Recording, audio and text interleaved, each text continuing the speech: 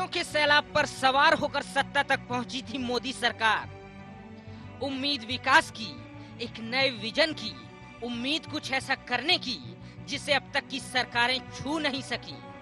जन उम्मीदों की कसौटी पर खरा उतरने के लिए मोदी सरकार ने काफी कुछ कोशिशें भी की और इन्हीं कोशिशों में एक नाम है स्मार्ट सिटी का। आगाज बड़े ही जोर शोर से किया गया था पीएम मोदी के इस ड्रीम प्रोजेक्ट का। पूरी कोशिश भी खूब की मोदी सरकार ने इस योजना को प्रभावी और सफल बनाने के लिए। पूरी की पूरी सरकार और तंत्र इसे सफल आगाज से सफल अंजाम तक ले जाने में जुट गया। कोशिश भी खूब की मोदी सरकार ने इस योजना को प्रभावी और सफल बनाने के लिए। स्मार्ट सिटी की शाइनिंग के नाम पर खुद को चमकाने में भी कोई कसर नहीं छोड़ी। लेकिन बात यदि मध्य प्रदेश के बारे में करें तो यहाँ पर मोदी सरकार के इस ड्रीम प्रोजेक्ट में शुरुआती सफलता तो नजर नहीं आई, लेकिन ये बड़े स्तर पर विवाद की वजह जरूर बन गया। और वो कैसे, तो आइए हम आपको बताते हैं कुछ एक जरूरी तथ्य। सबसे पहले भोपाल में स्मार्ट सिटी के क्षेत्र का चयन बड़े स्तर पर विवाद की वजह बना। बढ़ते विरोध के बाद शिवाजी नगर को स्मार्ट सिटी के तौर पर विकसित करने का फैसला बदलना पड़ा। इसके बाद नॉर्थ टीटी नगर में भी स्मार्ट सिटी बनाने का प्रस्ताव अव्यवहारिक साबित हुआ। इसे लेकर अब तक कई मकानों को तोड़ने का मसौदा तैयार किया गया है, साथ ही कई पेड़ भी काटे जाएंगे। वहीं स्मार्ट सिटी से जुड़ा एक विवादित मुद्दा उज्जैन के चयन को लेकर भी सामने आया। गौरतलब है कि सिंहस्थ के दौरान उज्जैन में बुनियादी सुधार के नाम पर सरकार 3500 करोड़ रुपए खर्च कर चुकी है। ऐसे में वहां पर स्मार्ट सिटी का निर्माण किसी भी स्तर पर व्यवहारिक नजर नहीं आता। सिर्फ स्मार्ट सिटी ही नहीं बल्कि बुनियादी स्तर के नाम पर शासन और प्रशासन की अलग अलग कवायदें और अव्यवहारिक साबित हुई हैं। भोपाल के बड़े तालाब पर बन रही रिटर्निंग वॉल भी एक लापरवाही और उदासीनता की तस्वीर को पेश करती है। अभी कुछ ही दिनों पहले सिंहस्थ के मद्देनजर 6000 करोड़ रुपए उज्जैन में निर्माण कार्यों के लिए खर्च किए गए और अब फिर से उसको स्मार्ट सिटी योजना में ले रहे हैं। तो ये उसे तोड़ेंगे या फिर उस जो पैसा आएगा उसे भ्रष्टाचार की भेंट चढ़ाएंगे।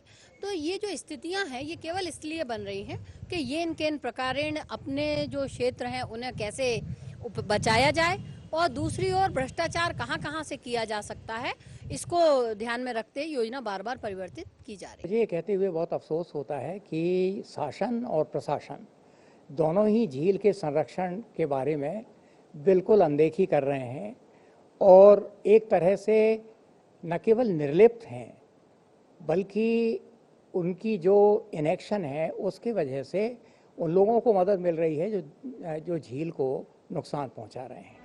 यकीनन जितना अच्छा करने की सोची थी उससे कहीं ज्यादा विवादित होता जा रहा है पूरा मसला।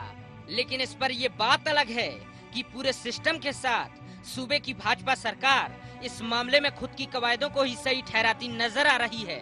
तो इनको बनाने का लगातार काम कर रहे हैं। अब सरकार ने तय किया कि इसको और अच्छा स्मार्ट सिटी बनाया जाए। तो मुझे आशा है कि इसके अंदर चार चांद लगाना बहुत ज़रूरी है, क्योंकि तो शांति प्रिय राजधानी है और यहाँ सभी धर्म के लोग बड़े प्रेम और मोहब्बत से रहते हैं। इस शहर का भविष्य बहुत उज्जवल है। अगले 6 महीने इस पूरी गतिविधि को धरातल पर दिखने में लग जाएगा। पर एक बार जब हम लोगों की पूरी, क्योंकि देखिए जितनी बेहतरीन प्लानिंग होगी, जितनी सिस्टमेटिक तरीके से और समय देकर प्लानिंग होगी, उतना ही अच्छा रिजल्ट सामने आएगा। तो हम इसमें बहुत ज़्यादा जल्दबाजी करके कुछ कर लें वो बहुत ही सेंसिबल निर्णय नहीं होगा। इसलिए बहुत ज़रूरी है कि जितनी हमने शिद्दत के साथ ओरिजिनल प्लानिंग की थी और आगे करने वाले थे उतनी ही सिंसियरली आगे वाला भी काम करें। तो सिस्टम और सुधार से जुड़े मामले में सियासी घमासान भी अपनी मौजूदगी दर्ज कराने लगा। लेकिन इस बीच अब हम आपको बताते हैं कि क्या है स्मार्ट सिटी की अवधारणा। शुरुआती दौर में केंद्र सरकार ने देश भर में 100 शहरों का चयन किया। इस परियोजना पर मोदी सरकार 5 साल में 50,000 करोड़ रुपए खर्च करेगी। इस दौरान हर शहर को 100 करोड़ रुपए प्रति वर्ष दिए जाएंगे। अभी स्मार्ट सिटी का निर्माण केंद्र सरकार की मॉनिटरिंग में हो रहा है। केंद्र संबंधित राज्य सरकार के साथ कमेटी गठित करके प्रोजेक्ट का संचालन कर रहा है। बुनियादी ढांचे के सुधार को लेकर केंद्र सरकार की एक अहम कोशिश मध्य प्रदेश में लापरवाही की भेंट चढ़ती नजर आ रही है और इस पर ना तो राज्य सरकार ध्यान देने को तैयार है और ना ही कोई जिम्मेदार इसे लेकर गंभीर नजर आ रहा है। IND 24 के लिए भोपाल से ब्यूरो रिपोर्ट।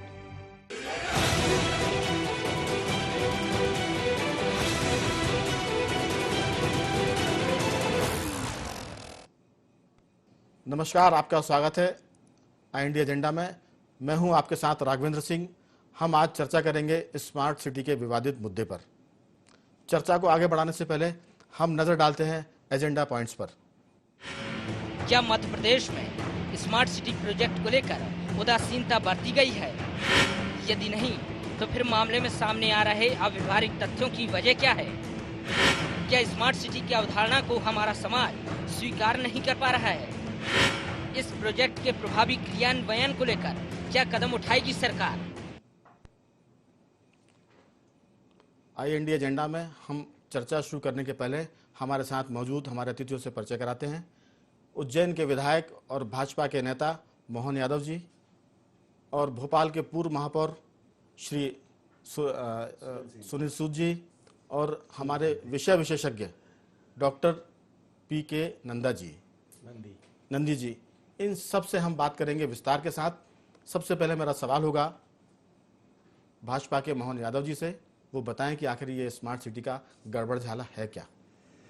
देखिए, कोई गड़बड़ झाला नहीं है। माननीय प्रधानमंत्री ने एक बहुत अच्छा सपना देखा है। उनने इसके अलग अलग कैटेगरी भी बनाई और उनने बड़ा पारदर्शिता से खुलेआम जो नॉर्म्स तय किए उस हिसाब से उनने कहा कि पूरे देश की सिटियां इसमें आवेदन करें और उन नगर निगमों के माध्यम से, नगर पालिकाओं के माध्यम से उनका ग्रेडेशन होगा और ग्रेडेशन के आधार पर एक अच्छा भविष्य की दृष्टि से स्मार्ट शहर बने, ये उसकी संकल्पना है। और हमने सबने देखा कि पहले की 20 सिटियों में जिस ढंग से उनने चयन कराया है, बाद वालों को भी अलग अलग प्रकार से जो नंबर दिए गए हैं और बहुत अच्छे ढंग से सब चीज़ों को लेकर के जोड़ करके जो उनने बात सोची है। ये अलग बात है कि जहाँ जहाँ जिस प्रकार के शहर में कोई विषय खड़े होते हैं उनके आधार पर भी कुछ निर्णयों का 19-20 कुछ रूप दिखने को मिल रहा है, लेकिन इसमें भावना बहुत अच्छी है और हमने सबने देखा है। जैसे आपने कहा कि उज्जैन को लेकर, तो उज्जैन जो हेरिटेज शहर है उसमें उज्जैन नंबर 1 पे आता है पूरे MP में, पूरे देश दुनिया में उज्जैन का महत्व है। उज्जैन पर हम बाद में बात करेंगे। अभी हम शुरुआत कर रहे थे भोपाल से, क्योंकि राजधानी में एक विवाद हो चुका है, स्थान में परिवर्तन हुआ है, दूसरे स्थान को लेकर भी विवाद की स्थिति है। इस बारे में मैं, चूंकि भोपाल के मेयर रह चुके हैं सूद साहब, मैं उनसे पूछना चाहूँगा कि आखिर आप इस पूरे विवाद को किस नज़रिए से देखते हैं और ये कहाँ तक आपको लगता है कि सार्थक होगा? देखिए राघवेंद्र जी, सीधी बात है कि विकास के मामले पर कोई भी व्यक्ति किसी किस्म का विरोध दर्ज नहीं कराता, लेकिन विकास की अवधारणा क्या हो और उसका नज़रिया क्या हो और उस विकास से कितने लोग लाभान्वित हो पा रहे हैं। वर्तमान में जो भोपाल को लेकर के पहले एक विवाद हुआ था, शिवाजी नगर जो लो डेंसिटी एरिया डिफाइन था, ऑलरेडी वहाँ पर कोई मंशा नहीं थी, आखिरकार उसे बदलना पड़ा। अब बदलने के बाद में उसी से लगा हुआ नॉर्थ टीटी नगर का एक क्षेत्र लिया गया है। तो मेरा इसमें कहना ये है कि स्मार्ट सिटी बने, उसकी डेफिनेशन क्या है कि पूरी सिटी हो, पूरा शहर हो, वो स्मार्ट हो। बिल्कुल आप ठीक कह रहे हैं। ये जो आपने कहा कि पूरा शहर हो या मोहल्ला, हाँ, है ना, आप एक पर्टिकुलर एरिया को लेकर के उसको स्मार्ट सिटी का नाम दे करके आखिर किनको गुमराह करना चाहते हैं? मेरा सीधा प्रश्न ये है कि विकास अगर किसी शहर का हो रहा है और उसको स्मार्ट सिटी बनाया जा रहा है, तो उसकी कुल जनसंख्या, जो कुल आबादी क्षेत्र है, उससे लाभान्वित होने वाली जो जनसंख्या है वो कितनी है? अभी अगर हम देखें तो मेरे हिसाब से 22 लाख से ऊपर की आबादी हो गई है और जिस क्षेत्र में आप स्मार्ट सिटी बनाने जा रहे हैं उसको अगर आबादी के मान से देखें तो 1% जनता आ पाएगी लाभ लेने। बिल्कुल आपका कहना एकदम ठीक है, लेकिन हमारा सवाल इससे भी आगे बढ़कर है। इससे आगे बढ़कर सवाल यह है कि आखिर आप जिस क्षेत्र को चुनना चाह रहे हैं उसके पैरामीटर्स क्या होना चाहिए? अगर वो क्षेत्र पहले से ही विकसित है तो स्मार्ट सिटी वहां क्या करेगी? जो क्षेत्र ऑलरेडी विकसित है और कई ऐसी चीजें उसमें बनी हुई हैं, उसको लेकर के आप डिसमेंटलिंग, एक बड़ा अव्यवहारिक सा आदेश जारी हुआ है। अभी समाचार पत्रों में पढ़ने से ज्ञात हुआ कि 1 माह के अंदर वहाँ रहने वाले रिहायशी जो लोग हैं उनको सबको ये कह दिया गया कि आप 1 महीने में मकान खाली कर दीजिए, खाली करने के बाद में उसकी डिसमेंटलिंग की जाना है, डिसमेंटलिंग करने के बाद में उसको समतल किया जाएगा, तब आप उसको आगे की अधोसंरचना में ले जाएंगे। उसके बाद आप बनाते क्या है, जो डेवलपमेंट नॉर्म्स हैं और FAR के मान से देखें तो जो प्रस्ताव है उसके मुताबिक लगभग 50% जो उस क्षेत्र को विकसित करेंगे आप, 300-350 एकड़ के लगभग का वो क्षेत्र आता है, तो 50% उसमें रिहायशी हो जाना है, 10 से 12% आप कमर्शियल लेंगे, बाकी आपको ओपन स्पेस छोड़ना है। बिल्कुल आपका कहना तो बिल्कुल। जो 50% रहवासी क्षेत्र को आप विकसित करके उसको दूसरों को सेल आउट करेंगे, मतलब डेवलप नहीं कर रहे। सवाल यही खड़ा होता है कि आप जिस चीजों को बनाकर तोड़कर फिर बनाएंगे फिर बेचेंगे, बना करके बेचेंगे। इस मामले में आप करने क्या जा रहे हैं, ये तो बताएं। टेक्निकली वो क्या सही है क्या गलत है, इसके लिए हमारे साथ मौजूद हैं श्री नंदी जी, उनसे पूछेंगे क्योंकि वो विषय के विशेषज्ञ हैं, अर्बन डेवलपमेंट के भी मास्टर हैं, उन सब की इस मामले में क्या राय है। नंदी जी, आप इसमें क्या कहना चाहेंगे? देखिए, हमें पहले समझना पड़ेगा कि स्मार्ट सिटी क्या है। स्मार्ट सिटी का जो कंसेप्ट है कि वो कोर इंफ्रास्ट्रक्चर तो बने, लेकिन हम सिटी के जो नागरिक हैं उसके लिए क्वालिटी ऑफ लाइफ प्रोवाइड हम करें। एंड जो ये जो प्रोजेक्ट अभी भोपाल में आ रही थी, शिवाजी नगर या अभी TT नगर में जो है, वो केवल एक छोटा सा पॉकेट में ही किया जा रहा है, जबकि स्मार्ट सिटी में 4 तरह के डेवलपमेंट का प्रोविज़न है।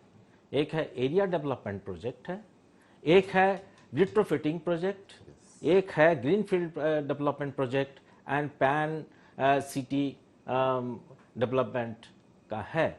अभी इसमें जो लिया गया है, मेनली जो लिया गया है वो एरिया डेवलपमेंट प्रोजेक्ट को लिया गया है, जबकि भोपाल इतना पुराना सिटी है जिसमें कि बहुत से पुराने जगह हैं, उसको भी इम्प्रूव करना, वहाँ के जो सिटीजन हैं उनको बेसिक फैसिलिटीज प्रोवाइड करना बहुत जरूरी है। बिल्कुल, लेकिन इसीलिए यहाँ सवाल ये आ रहा है कि जिस क्षेत्र को आप डेवलप करने जा रहे हैं, क्या वो सारे पैरामीटर्स को वो फुलफिल कर रही है योजना? क्योंकि मोदी जी का सपना ये नहीं कि आप किसी शहर के एक हिस्से को भीतर से जो बहुत विकसित है, अच्छा है, उसको तोड़कर बनाएं, क्योंकि विवाद इसी को लेकर हो रहा है। हम बहुत समय भोपाल पर देने के बजाय थोड़ा सा उज्जैन की तरफ भी चलना चाहेंगे, क्योंकि उज्जैन एक बड़ा मामला है। तो यहाँ भोपाल में एक विवाद हो गया, उसके बाद जो दूसरी स्थिति बन रही है वो भी विवादों के घेरे में है। मकान खाली करने के नोटिस हो रहे हैं, मुख्यमंत्री देश के बाहर हैं, जनता हैरान परेशान हो रही है और आंदोलन शुरू हो गए हैं। ऐसे में सरकार जो करना चाहती है, प्रशासनिक अधिकारी उस पर थोड़ा सा लगता नहीं है मोहन जी के वो पानी फेरते नजर आ रहे हैं। नहीं, ये थोड़ा सा जल्दबाजी हो जाएगी अगर ऐसा करना नहीं, इसलिए मैं कह रहा हूँ क्योंकि एक बार आप दूध के जले हैं। जी। शिवाजी नगर के मामले में आपको फैसला पलटना पड़ा। जी। अब आप वही टैक्टिस, वही व्यवहार, जिसे कहते हैं ना, गलती से आपने सबक तो लिया नहीं, बजाय आप उल्टा करने जा रहे हैं। देखिए, मैं आपसे थोड़ा सा डिफर कर रहा हूँ। मेरा सब भाव है कि ये जो स्मार्ट डिफर तो आप करेंगे सरकार की वजह से। नहीं, सरकार का नहीं, कोई एक अच्छा कंसेप्ट जब भी आता, नया निर्माण जब भी होगा, तो छोटी सी छोटी झुग्गी झोपड़ी वाले भी उसका विरोध करेंगे। हम तो जहाँ है भैया सुखी है, हमको वो डिस्टर्ब मत करो। अगर हमने कहा कि स्मार्ट सिटी में हम अब बहुमंजिला इमारतें हमको बनाना है, तो जो सिंगल इमारत में रहने वाले 50 साल से लोग रहने वाले, स्वाभाविक रूप से उनका विरोध आएगा और उनका आना भी चाहिए, उनकी जगह वो सही है। लेकिन हमको जब बड़े परिप्रेक्ष्य में देखना है तो हमको इस बात को समझना पड़ेगा कि अल्टीमेटली विकास की बात लेके चल रहे हैं। हमने भविष्य में आज जो भोपाल है 50 साल पहले जहाँ था वहाँ से कहाँ तक आ गए, और आने वाले समय जैसे आपने कहा उसके 4 चरण हैं, उसमें से विकास के चरण में भी हाथ डाला है। एक हेरिटेज का है, एक ग्रीनरी का है, अलग अलग काम है। मोहन जी, वो जो लोग हटाने जा रहे हैं वो झुग्गी वाले नहीं है, वो शासकीय कर्मचारी हैं। आपसे क्या शासकीय कर्मचारी तो सरकार के आदेश का पालन। उदाहरण इसलिए दिया है कि छोटे छोटे क्वार्टर में जो मकानों में रहने वाले लोग हैं, अल्टीमेटली वो गवर्नमेंट मकानों में रहने वाले लोग होंगे, या हो सकता है कुछ निजी बेल्ट भी आए। तो सरकार जब बनाएगी तो कम्पैक्ट प्लान बनाएगी। मैं तो अर्बन डेवलपमेंट अथॉरिटी चेयरमैन रहा हूँ, तो हमने जब डेवलपमेंट की बात सोचते हैं तो हमको बड़े परिप्रेक्ष्य में सोचना पड़ता है। और आधुनिक दृष्टि से अब जो जिस प्रकार से आवास बन रहे हैं वो बहुमंजिला ही बन रहे हैं। अगर हमने बात कही कि भाई हम नीचे तक फैलाएंगे तो वो भी गलत हो जाएगा। इसलिए एक बार उस विकास के अवधारणा को समझ करके थोड़ा साथ देने की जरूरत नहीं है। ये बात सही कि कुछ अव्यवहारिक होगी तो हम उससे रिवर्स आ जाएंगे। हमारा सवाल सिर्फ ये है कि एक बार आपने व्यवहारिक दृष्टिकोण नहीं अपनाया, दोबारा फिर आपने बदला, तो हम सरकार को जिम्मेदार नहीं ठहरा रहे हैं। जनता की शिकायत सरकार से नहीं है, प्रशासन से है। अब ये स्थिति बन गई है कि कोई ये बताने को तैयार नहीं है कि आखिर ये मकान खाली करने का नोटिस किसके आदेश पर जारी हुआ। ये अराजकता की स्थिति है। हम इस पर सवाल पूछेंगे सूद जी से कि क्या माने स्मार्ट सिटी के नाम पर आप ऐसा कुछ करें कि शहर के लोग बेचैन हो जाएं। नहीं, मैं आपसे सहमत हूँ राघवेंद्र सिंह जी कि ये जो भी होना चाहिए पारदर्शिता से होना चाहिए और जनता को विश्वास मिलेगा होना चाहिए, इसमें कोई शंका नहीं है। बिल्कुल सूद जी, आप जो स्मार्ट सिटी का कंसेप्ट है, बेसिक कंसेप्ट, जैसा अभी नंदी जी ने बताया कि उसमें 4 चीजें थी। रेट्रोफिकेशन भी है, रीडेंसिफिकेशन। रीडेंसिफिकेशन आप कर रहे हो, रीडेंसिफिकेशन के नाम से corporation is not the selling और बिजनेस अथॉरिटी। बिल्कुल, कारपोरेशन का काम है सर्विस देना, सर्विस प्रोवाइड करना। तो हमको, और दूसरी चीज ये है कि मैं, एक प्रश्न मेरा ये भी उठता है कि क्या 100 करोड़ रुपए साल में खर्च करके आप कितने साल में स्मार्ट सिटी बनाओगे? आखिर फंडिंग क्या है? ये आपका बहुत मौजूद सवाल है। और मैं तो इस बात को, मोहन जी को इस बात की भी याद दिलाना चाहता हूं कि आप यूडीए के चेयरमैन थे, मैं भोपाल का मेयर था, और Jawaharlal Nehru urban renewal mission जो आया था उसमें मैंने भी उज्जैन के लिए पैरवी की थी और योजना मिली थी। जब अर्बन रिन्यूअल मिशन जो जवाहरलाल नेहरू शहरी नवीनीकरण योजना है, उसके अंतर्गत 2100 करोड़ रुपए, 2153 करोड़ रुपए भोपाल को मिले। प्लानिंग जब भी हम एक पर्टिकुलर पॉकेट के लिए कर सकते थे, लेकिन हमने शहर को लेकर के प्लानिंग की। आज अगर भोपाल की जनता को नर्मदा का पानी मिल रहा है तो उस योजना की वजह से मिल रहा है। आज अगर जो ट्रैफिक, कुल मिला के सुनील जी, समग्रता की आपने बात की जी, आपने तो मेरा ये शहर को कहना है विकास कि के दायरे में शहर को रखा। अभी जो basic requirement, smart city concept तब सक्सेसफुल होगा जब एक आम नागरिक शहर का, उसको मूलभूत सुविधाएं, उसको पीने का पानी, बस उसको खुला पर्यावरण, और उसका जो एकदम आप ठीक कह रहे हैं। हम इसी पर सवाल करेंगे हमारे नंदी जी से कि जो आपने स्मार्ट सिटी की बात कही, आमतौर से वही बातें सब होती है कि पर्यावरण ठीक हो, आपके जल पानी की व्यवस्था ठीक हो, सीवेज लाइन ठीक हो, वाईफाई चूंकि ठीक हो जाए। अभी जो एक बड़ी बात आ रही है जिस पर हम बात करना चाह रहे थे, वो ये कि भोपाल का जो बड़ा तालाब है, मशहूर इस विख्यात, वो शहर इस बात के लिए विख्यात है, लेकिन रिटर्निंग वॉल का एक नाम दिया गया है, जबकि वहां सड़क बनाई जा रही है।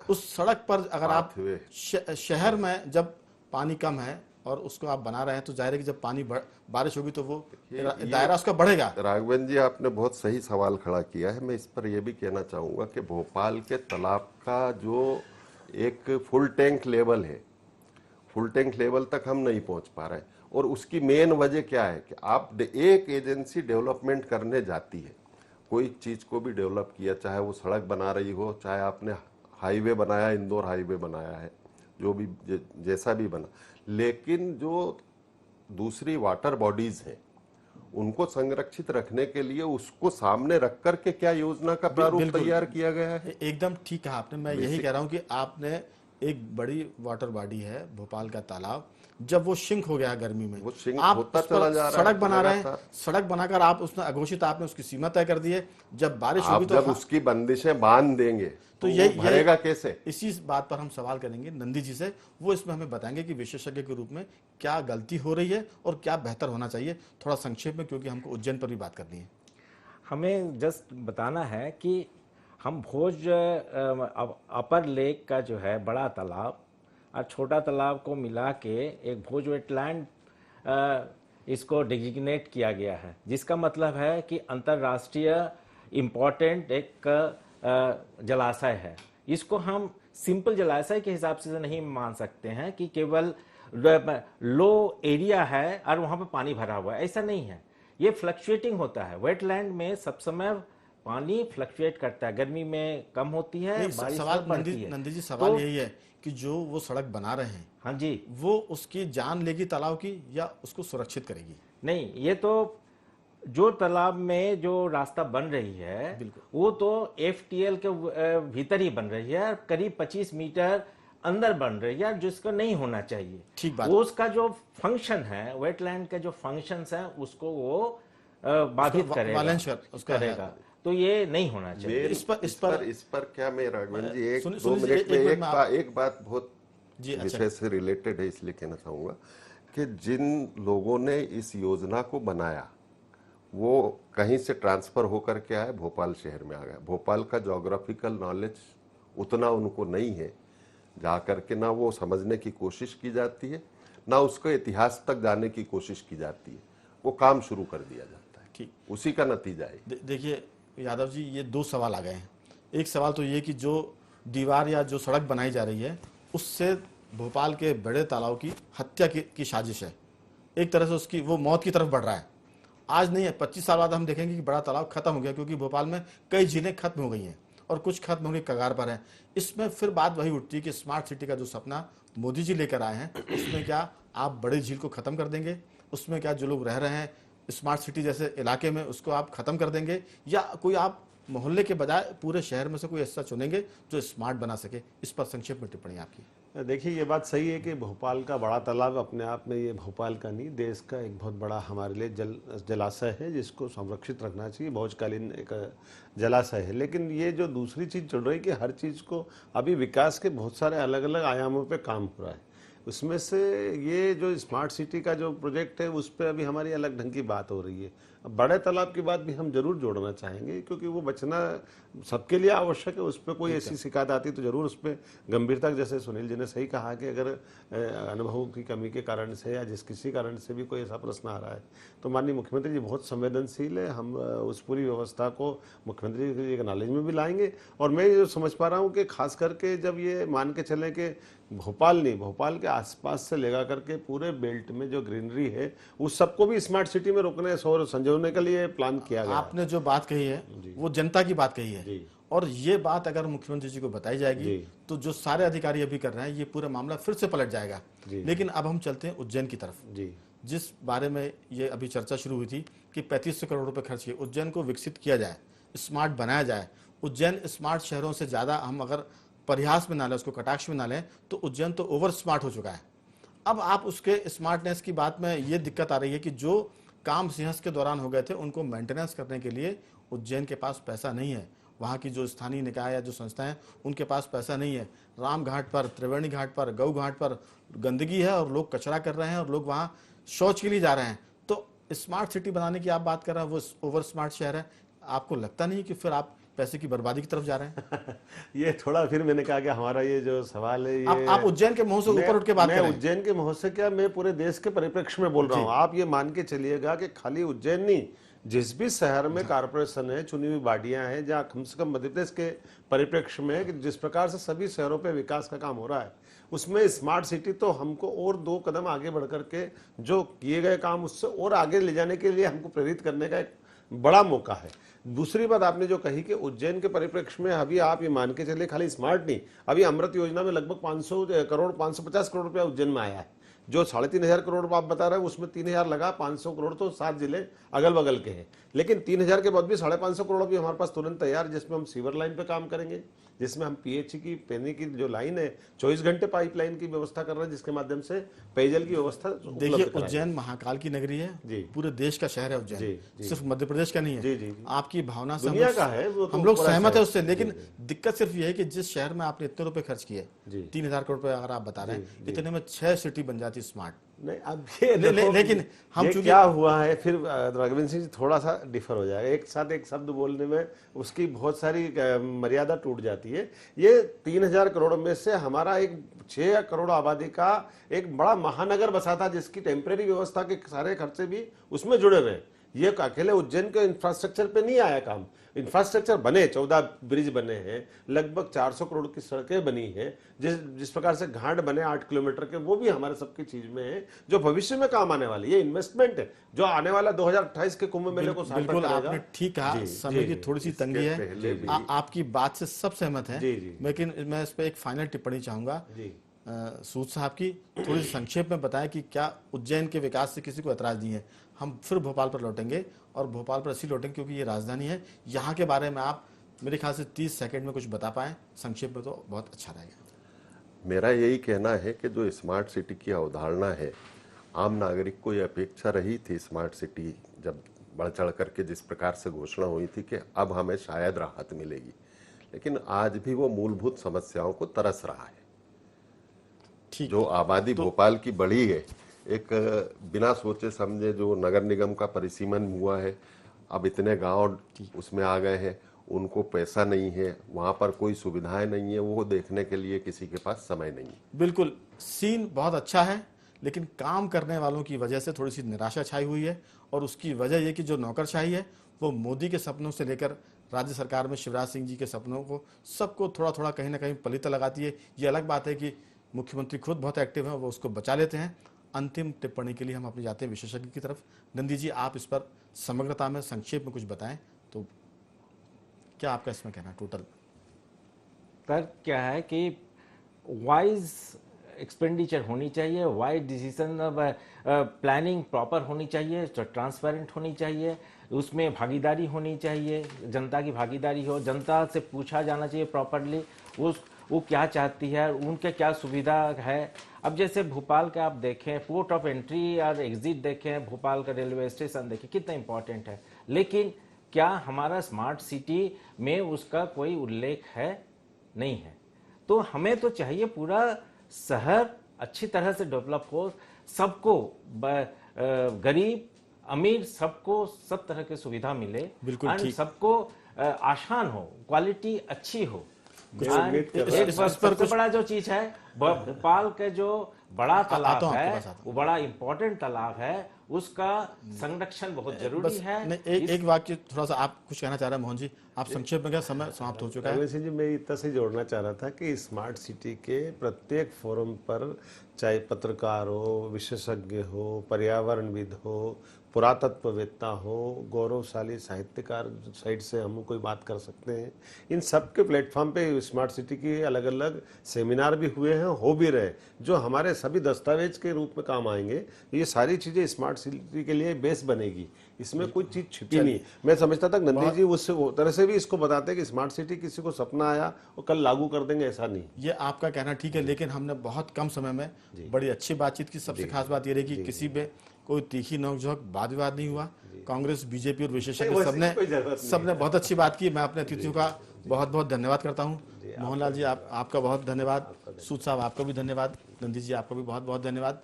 तो कुल मिलाकर जो मध्य प्रदेश में स्मार्ट सिटी को लेकर सीन चल रहा है, वो थोड़ा सा ऊंचा नीचा है, पथरीली राहों पर है, कुछ रपटीली राहों पर चल रहे हैं। सरकार अच्छा करना चाहती, नौकरशाही कहीं ना कहीं अपनी कुछ चलाती है, पूरा मामला बैकफुट पर जाता है। एक बार भोपाल में हो चुका है, शिवाजी नगर की जगह पर अब नॉर्थ टीटी नगर की बात हो रही है, लेकिन वहां भी विवादों का घटाटोप छाया हुआ है। हो सकता है कि मुख्यमंत्री के विदेश लौटने के पहले ही वहां विवादों की बारिश शुरू हो जाए। लोगों ने आंदोलन शुरू कर दिए हैं, धरने दे रहे हैं। उज्जैन को लेकर किसी में कोई मतभेद नहीं है, सब एक राय है कि वहां का विकास होना चाहिए, लेकिन वहां जो चुनौती है सिंहस्थ में हुए विकास कार्यों को मेंटेन करने की, उनकी देखभाल करने की, बेहतर हो सरकार उस पर भी ध्यान दे। हम इस बारे में उम्मीद करते हैं कि जो कुछ होगा वो अच्छा होगा, पहले से बेहतर होगा। मैं अपने सभी अतिथियों को फिर पुनः धन्यवाद देता हूं और आप सभी लोग बने रहिए IND 24 के साथ। नमस्कार।